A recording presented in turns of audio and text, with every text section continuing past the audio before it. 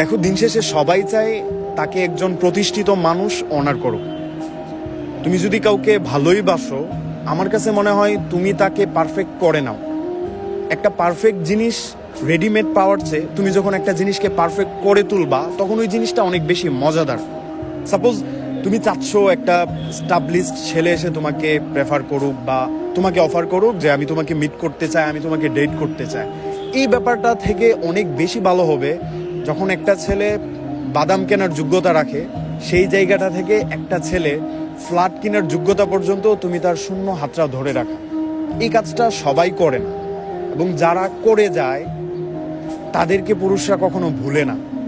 অনেকে বলে না যে পুরুষ মানুষ স্বার্থপর, পুরুষ মানুষ ছেড়ে যায়, পুরুষ মানুষ নিজেরটা বুঝে।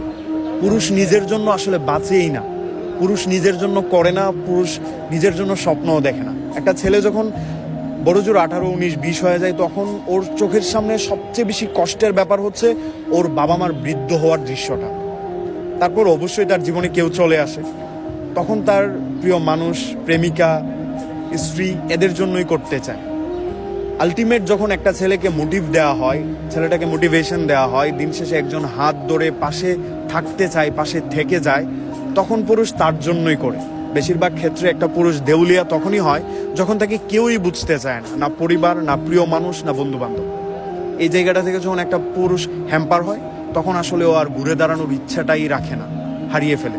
সেই জায়গা থেকে তুমি যখন একটা শূন্য ছেলের হাতটা ধরে সামনে আগায় নিয়ে যাবা, তখন ও তোমার জন্য ওই ছেলেটার চেয়ে 100 গুণ বেশি করবে যে ছেলেটা প্রতিষ্ঠিত হয়ে তোমার কাছে এসেছিল।